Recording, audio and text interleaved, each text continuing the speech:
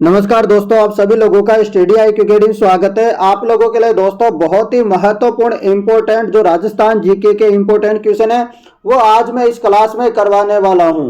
दोस्तों आप लोगों के लिए बहुत ही जरूरी इंपॉर्टेंट क्लास होगी है और आज की इस क्लास में हम करने वाले हैं कुल मिलाकर के 49 क्वेश्चन यानी कि 49 क्वेश्चन करने वाले हैं। आप लोगों को पता होगा दोस्तों, लगातार राजस्थान जीके के वेटेज को बढ़ाने की मांग चल रही है। जैसे राजस्थान जीके का वेटेज बढ़ेगा, आप सोचिए मैंने कितने सारे राजस्थान जीके की जो टॉप इंपोर्टेंट क्वेश्चन की जो क्लासें हैं वो करवा दी आप लोगों को। दोस्तों मैं हर एक सब्जेक्ट को समान रूप से देख रहा हूं, आप लोग चिंता बिल्कुल भी मत करो। आपका सिलेबस बदले या ना बदले, आपको सिलेक्शन हम दिला देंगे। बस एक काम आपको करना है, आपको रोजाना क्लास देखनी है। मेरी रोजाना की एक क्लास आती है, गणित की भी क्लासें बहुत जल्दी शुरू करेंगे, चिंता मत करो आप लोग। मार्च से पहले शुरू कर दूंगा मैं इसी महीने में, ठीक है ना, क्योंकि बहुत सारे विद्यार्थी मुझे रोज कमेंट मैसेज वगैरह करते रहते हैं, तो मैं जल्दी शुरू कर दूंगा। फ्री में क्लासें होगी, कोई पैसा नहीं लगेगा। टेस्ट सीरीज जिनको लेनी है वो अपनी मर्जी से ले सकता है, जिनको नहीं लेनी है कोई दिक्कत नहीं है। जो लेंगे वो थोड़ा अच्छा कर लेंगे और कुछ नहीं है ना, आपका भी सिलेक्शन हो जाएगा, चिंता मत करो। बस आप अच्छे से मन लगा के पढ़ो, एक वीडियो को 2 से 3 बार देख लिया करो, इसमें कोई पैसा नहीं लगता है ना। तो 2 से 3 बार देखोगे तो वो याद हो जाएगी, मैं इसलिए बोल रहा हूं 2 से 3 बार देखने के लिए, रिवीजन हो जाएगा आप लोगों का।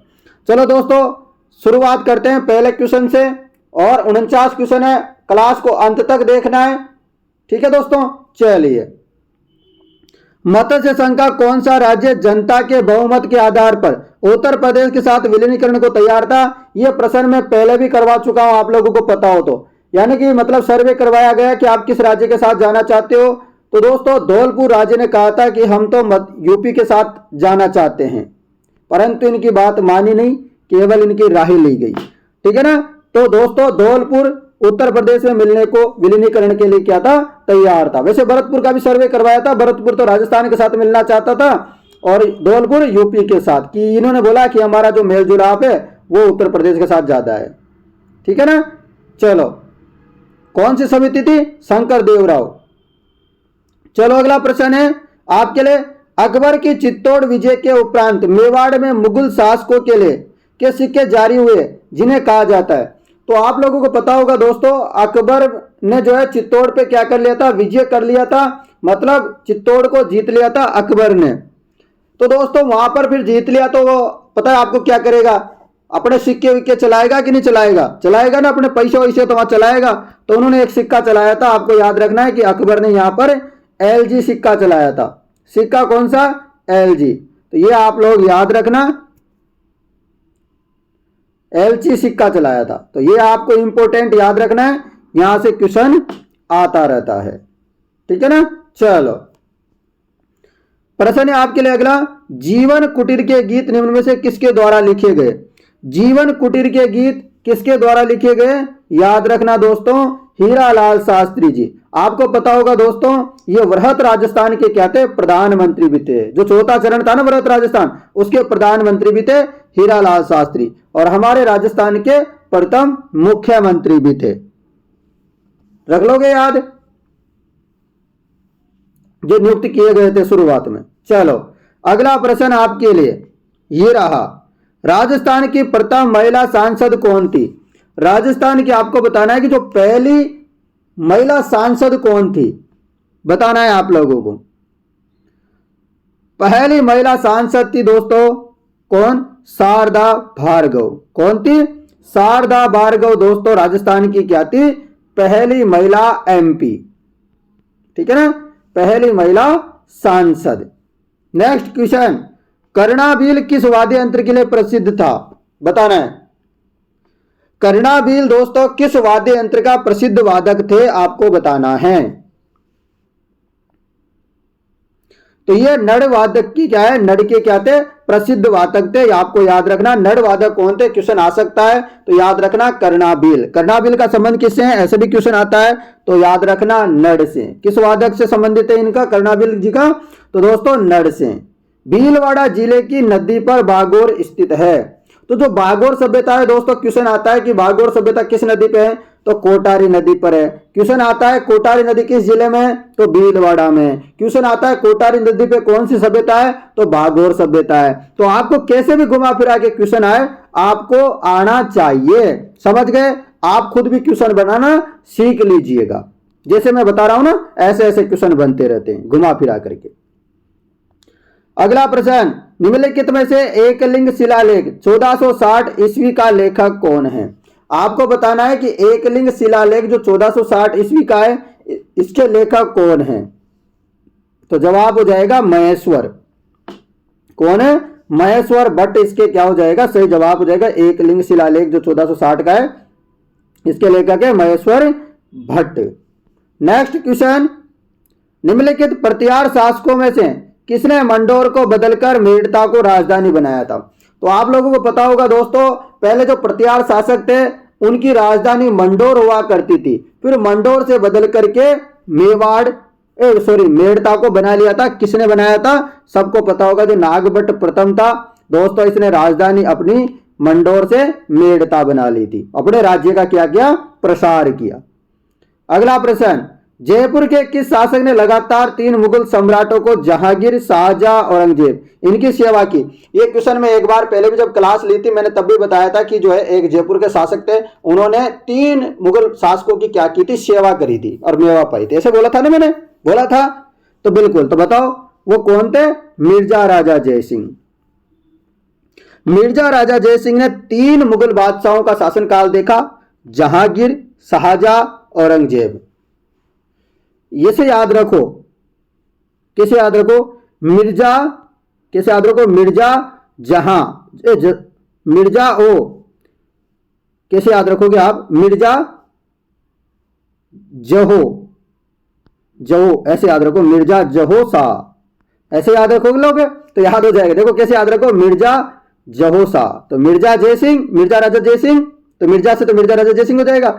जैसे जहांगीर, ओ से औरंगजेब, शाह से शाहजहां, तो ऐसे याद रखो, मिर्जा जहो शाह, ठीक है ना, ऐसे याद रखो। तो कुछ भी ट्रिक बनानी है अपने को, तो याद करना है, अपने को सिलेक्शन लेना है। अपने को सिलेक्शन लेने के बाद जीके से कोई लेना देना नहीं, कोई वास्ता नहीं भाई साहब, अपने को तो नौकरी करनी है अपनी, ठीक है ना। तो अपने को कोई मतलब नहीं है कि मिर्जा राजा कौन था, औरंगजेब कौन था, एक बार नौकरी लग जाए, इनसे कोई मतलब नहीं अपने को जिंदगी में दोबारा, ऐसा है ना। तो बिल्कुल आप तो कैसे भी करके याद रख लो 18-21 सितंबर तक, बस उसके बाद नहीं चाहिए अपने को ये फालतू की मातापच्ची करनी ही नहीं अपने को। तो अपने को तो सिलेक्शन चाहिए, और सिलेक्शन के लिए कछु भी करेंगे अपने। रतवाई लोकगीत किस क्षेत्र में गाए जाते हैं, बताओ फटाफट। रतवाई लोकगीत किस क्षेत्र में गाए जाते हैं, रतवाई लोकगीत किस क्षेत्र में गाए जाते हैं, आपको याद रखना है, मेवात क्षेत्र में गाए जाते हैं। मेवात मतलब अलवर में गाए जाते हैं, ठीक है ना, याद रख लेना रतवाई गीत। जयपुर में हवा महल का निर्माण किसने करवाया, यह क्वेश्चन मैं कहीं 100 बार करवा चुका हूं आप लोगों को। सवाई प्रताप सिंह ने दोस्तों निर्माण करवाया था, आप लोगों को याद रखना है। इसके वास्तुकार कौन थे, लालचंद उस्ता थे, ये भी मैं करवा चुका हूं आप लोगों को। और ये भी बता चुका हूं कि जो है इसमें जाली जरूर के कितने 953 है, ठीक है ना। उसके अलावा ये भी बता चुका हूं कि ये 5 मंजिला है और भगवान श्री कृष्ण के मुकुट के समान है, और ये जयपुर में स्थित है। इतनी सारी बात आप नोट कर लो इसके बारे में। अगला प्रश्न, निम्नलिखित में से कौन जयपुर और जोधपुर की स्थापना की तिथि बताता है, यानी कि जयपुर की स्थापना कब हुई, जोधपुर की स्थापना कब हुई, इसके बारे में कौन सा ख्यात है जो बताती है अपन को। तो आपको याद रखना है बांकीदास जी की जो ख्यात है, बांकीदास जी की जो ख्यात है उसमें लिखा हुआ है जयपुर और जोधपुर की स्थापना के बारे में। तिथि का वर्णन है बांकीदास जी की ख्यात है। और ये किसी की, ये बांकीदास की ख्यात किसने लिखी थी, बांकीदास जी ने। दोस्तों यहाँ एक दयालदास की ख्यात के बारे में भी लिखा हुआ है, तो दयालदास की ख्यात लिखी थी दयालदास जी ने।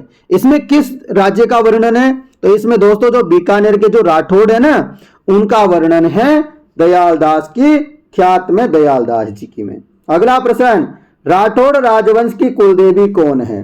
राठौड़ राजवंश की कुलदेवी है नागणेची माता।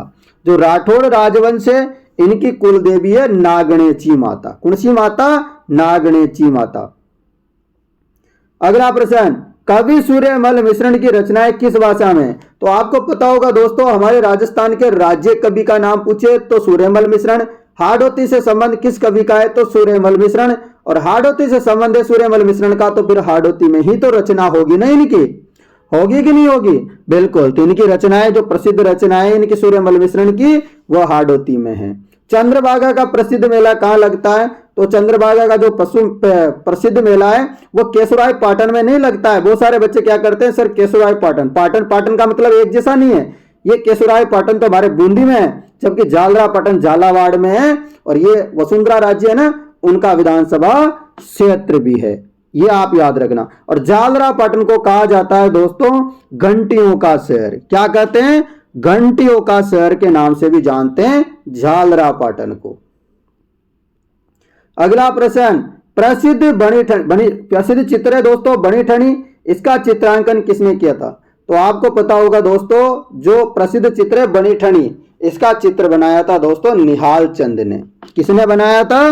निहाल चंद ने बनाया था प्रसिद्ध बनी ठनी का चित्र, जिसका संबंध किस चित्रकला शैली से है?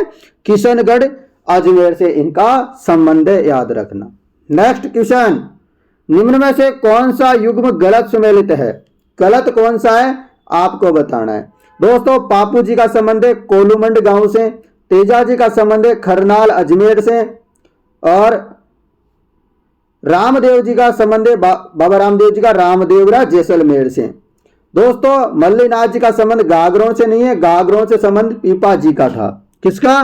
पीपा जी का था, आपको याद रखना है। मल्लीनाथ जी का संबंध है बाड़मेर से। किससे हैं? बाड़मेर से। कटारगढ़ किस दुर्ग का भाग है? ये मैं आपको 100 बार करवा दिया हूं। अब देखो, अभी भी गलत करोगे तो आपकी मर्जी। इस क्वेश्चन को इसलिए मैं क्या कर रहा हूं, छोड़ रहा हूं। इसका आंसर आपको नीचे देना है, आंसर कमेंट में करना है। ये क्वेश्चन मैं कई बार करवा चुका हूं, बता देना कहां पर है, ये भी बता देना। आमेर महल में दीवान आम का निर्माण किसने करवाया? बताओ, आमेर महल में दीवान आम का निर्माण किसने करवाया? तो जवाब हो जाएगा मिर्जा राजा जय सिंह ने। आमेर महल में दीवान आम का निर्माण किसने करवाया था मित्रों? मिर्जा राजा जय सिंह ने करवाया था, याद रखना। अगला प्रश्न, कांगड़ कांड का संबंध किस किसान आंदोलन से है?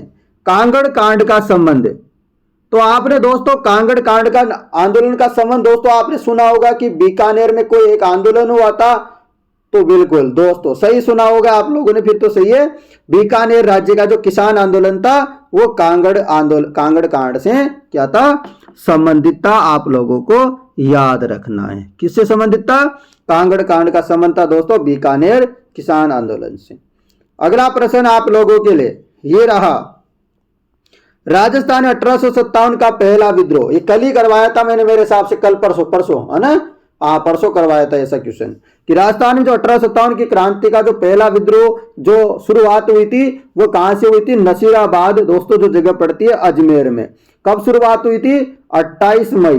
कब? 28 मई 1857 को हुई थी दोस्तों। किसने विद्रोह किया था? यहाँ पर जो 15वीं जो नेटिव इन्फेंट्री जो थी दोस्तों, यहाँ पर जो सेना, उन्होंने क्या कर दिया था? विद्रोह कर दिया था। ठीक है ना, याद रखोगे।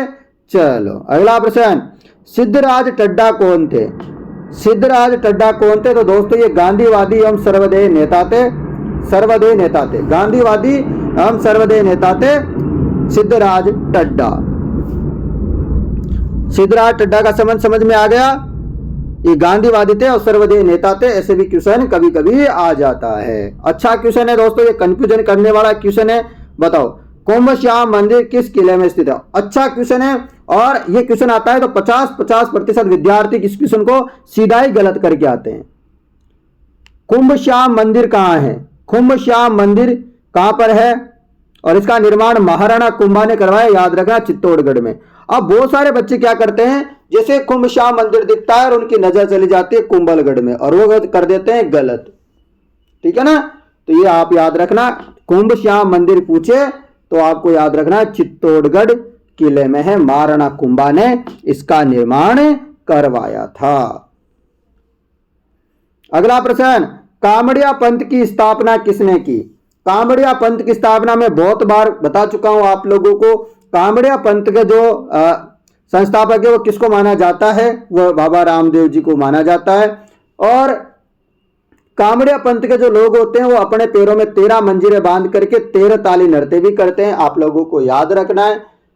और कामड़िया पंथ में जो अधिकतर जो महिलाएं मतलब जो लोग होते हैं वो किसके होते हैं? मेघवाल समाज के, ठीक है ना मित्रों। और बाबा रामदेव जी का मंदिर आपको पता है जैसलमेर रुणीचा में है। नेक्स्ट प्रश्न, गोविंद गिरी ने किस सभा की स्थापना की थी? तो गोविंद गिरी ने दोस्तों कौन सी सभा की स्थापना की थी? संभ सभा की थी। कब की थी? 1883 में की थी, आप लोगों को याद रखना है। रख लोगे याद? बहुत बढ़िया। और इसका प्रथम अधिवेशन कब हुआ था? तो इनका प्रथम अधिवेशन हुआ था 1903 में। कहां पर हुआ था प्रथम अधिवेशन? याद रखना, सिरोही में। और आपको पता है दूसरा अधिवेशन होता है इसका कहां पर? 1908 में। कहां पर?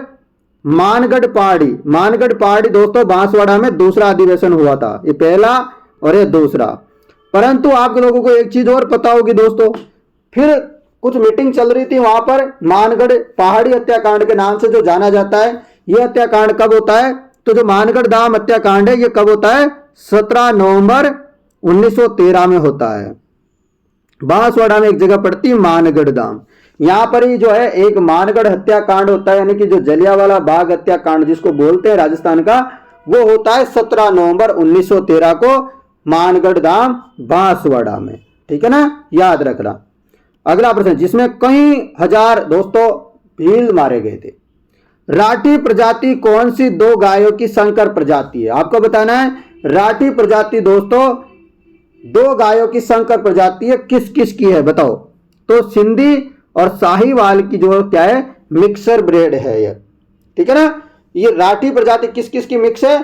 तो ये सिंधी और साहिवाल को मिक्स करके बनाई गई है राठी गाय। कौन सी गाय? राठी गाय, याद रखना।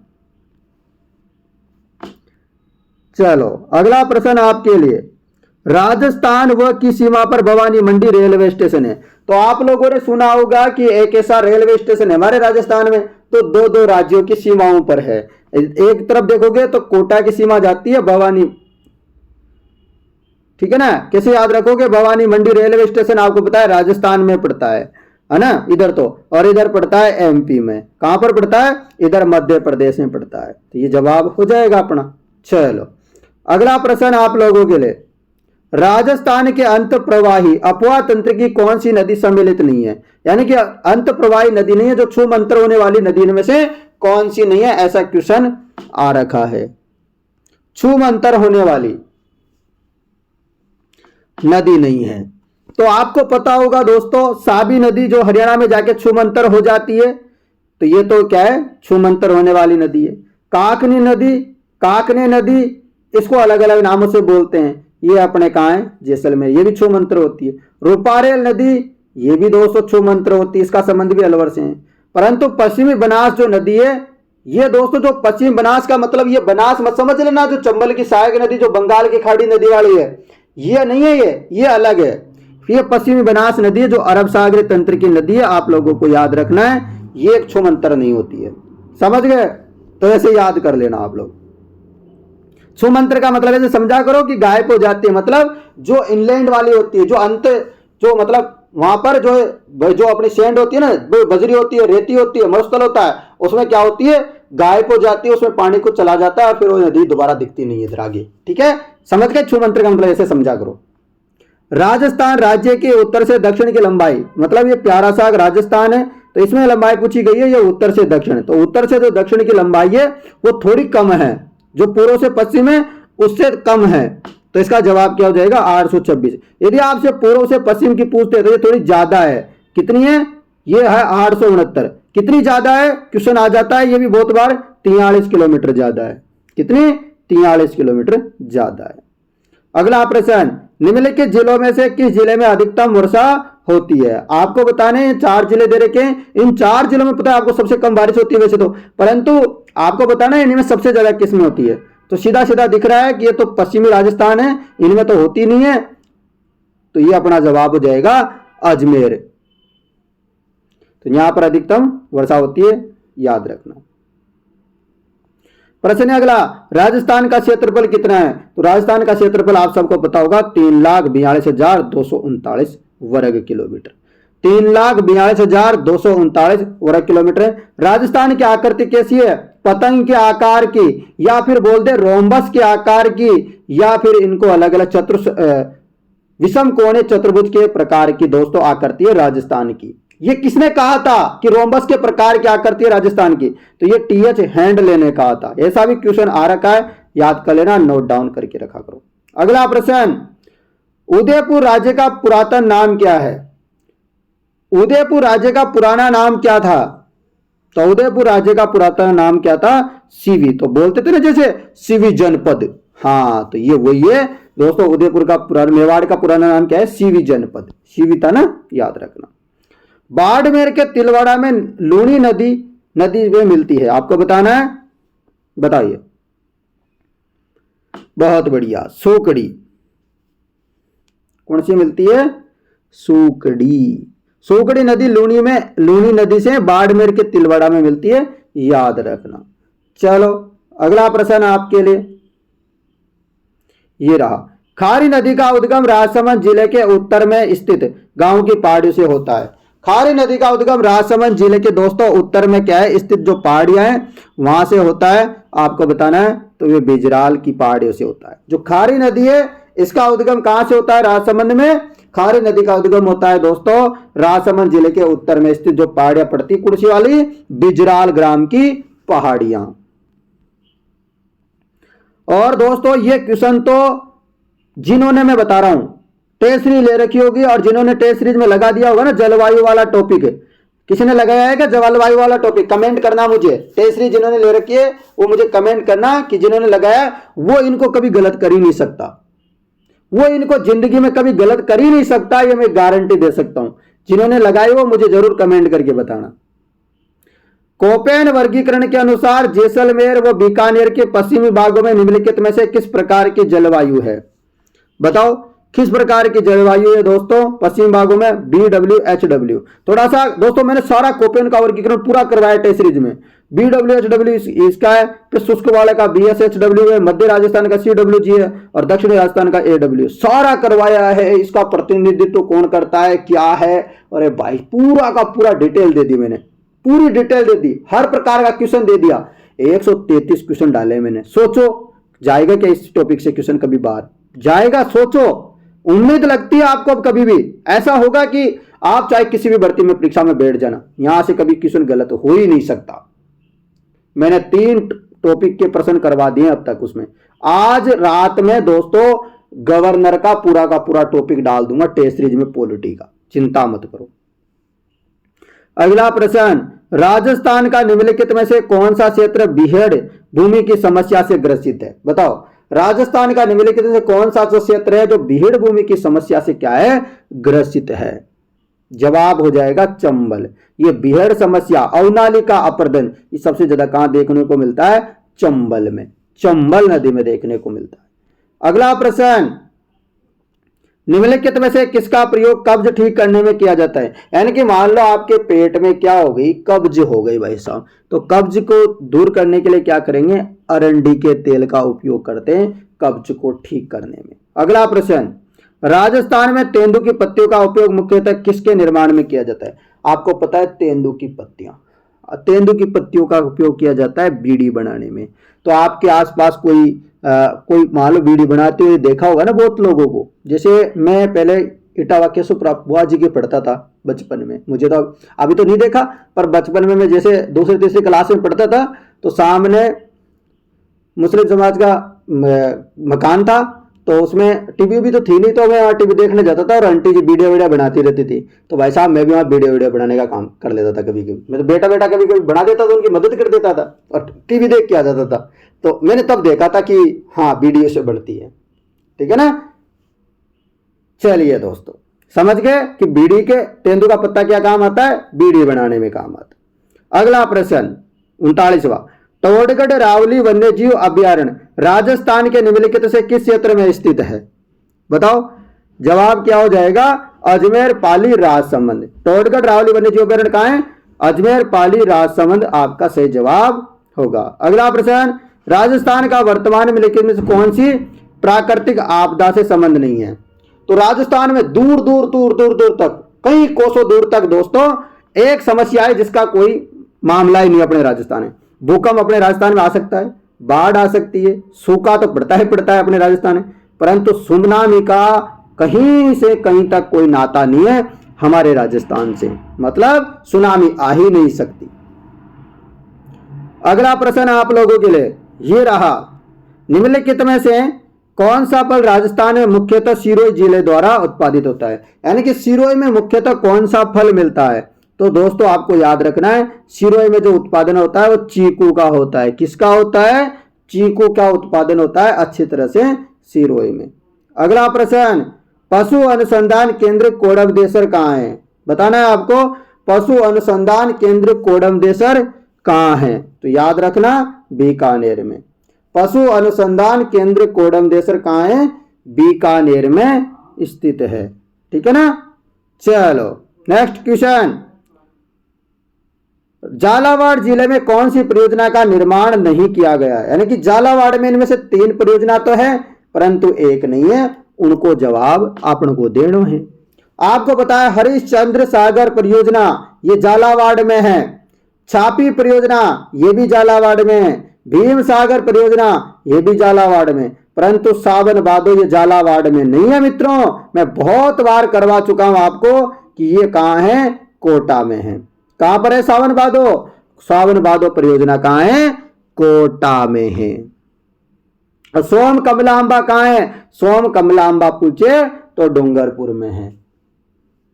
और सोम कागदर परियोजना पूछे तो उदयपुर में है। तीनों की तीनों सोम से संबंधित चीजें मैंने बता दी, याद कर लेना, नहीं तो फिर गलती करते रहो तो आपकी मर्जी है। माही बजाज सागर बांध निम्नलिखित से किस जिले में है? तो माही बजाज सागर जो बांध है ये कहां पर है? मैं बहुत बार करवा चुका हूं, बांसवाड़ा में। कहां पर है? बांसवाड़ा में है। ठीक है। अगला प्रश्न, दिल्ली जयपुर चित्तौड़ राष्ट्रीय राजमार्ग का नया नंबर क्या है? जो दिल्ली जयपुर चित्तौड़गढ़ वाला जो राष्ट्रीय राजमार्ग है ना NH, इसका जो नया नंबर है वो क्या है? तो वो जवाब हो जाएगा NH 48। कितना नंबर है इसका? NH 48। ये आपको पता है दिल्ली जयपुर चित्तौड़ उदयपुर राजसमंद को क्या करता है? जोड़ता है। तो ये NH 48 क्या है? एक एक्सप्रेस वे, याद रख लेना। अगला प्रश्न, सबला लोहारिया खनन क्षेत्र निम्नलिखित में किस जिले में स्थित है? सबला लोहारिया खनन क्षेत्र किस जिले में है? तो ये कहां पर है? डूंगरपुर में है। कहां पर है? डूंगरपुर में, याद रखना, इंपॉर्टेंट है। और दोस्तों अच्छा शानदार क्वेश्चन आ रहा है एक और अगली आगे आपके लिए। देखो, निम्नलिखित में से कौन सा जिला उप आर्द्र दक्षिणी मैदानी कृषि जलवायु प्रदेश में स्थित नहीं है? किसमें? उप आर्द्र,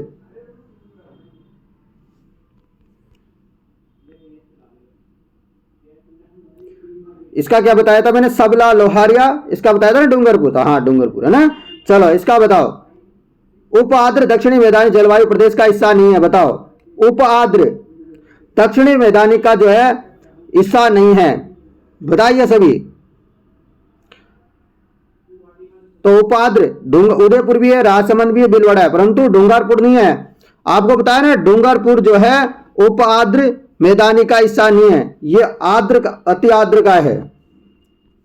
ठीक है। चलो अगला प्रश्न, राजस्थान के किस संस्था में इसरो यानी कि सेक अहमदाबाद 17 जून 2016 को मरुस्थलीकरण एवं भूमि शरण एटलस का विमोचन किया था? तो कहां पे किया था? कौन सी संस्था में किया था? जवाब रहेगा आफरी। आफरी की फुल फॉर्म भी बहुत बार आ जाती है, तो आपको ये भी याद रखना है, एरिड फॉरेस्ट रिसर्च इंस्टीट्यूट। इसका मुख्यालय कहां है? मतलब इसका जो हेडक्वार्टर है वो कहां है? तो जोधपुर में है। और आपसे काजरी की पूछ ले तो काजरी का मुख्यालय भी कहां है? जोधपुर में है। अगला प्रश्न आपके लिए, राजस्थान में सर्वाधिक भूकंप संभावित क्षेत्र कौन सा है? यानी कि राजस्थान में सबसे ज्यादा भूकंप के झटके कहां लगते हैं?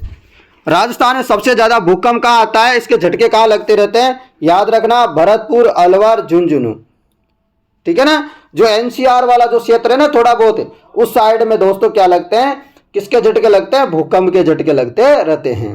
आपको याद रखना है दोस्तों कि ये सारे के सारे क्वेश्चन बहुत इंपॉर्टेंट थे, और इससे पहले कि आपने लगभग 60 क्लासें मैंने ले ली है, वो नहीं देखा है तो उनको जरूर देखना। और किसी को दोस्तों कॉल करना है, कोई समस्या है तो आप इस नंबरों पर संपर्क करना, 80 58, क्या नंबर 80 58 59 87 08, इस नंबरों पे आप संपर्क कर सकते हो। जिन विद्यार्थियों को टेस्ट सीरीज लेनी है और टेस्ट सीरीज में लेने में कोई समस्या आ रही है तो भी इस नंबरों पे संपर्क करें। अभी 200 रुपये का सीधा डिस्काउंट चल रहा है। दोस्तों एप्लीकेशन को डाउनलोड करने के लिए डिस्क्रिप्शन में लिंक दे रखा है मैंने एप्लीकेशन का। साथ ही मैं आप लोगों को बता दूं दोस्तों, अभी टेस्ट सीरीज मात्र आपको 300 रुपये में मिलेगी। 300 रुपये में आपको दोस्तों 150 के आसपास टेस्ट मिलेंगे, यानी कि हर सब्जेक्ट का आपको तोड़ मिलेगा टेस्ट सीरीज में। हर सब्जेक्ट का तोड़ कहाँ मिलेगा? टेस्ट सीरीज में मिलेगा।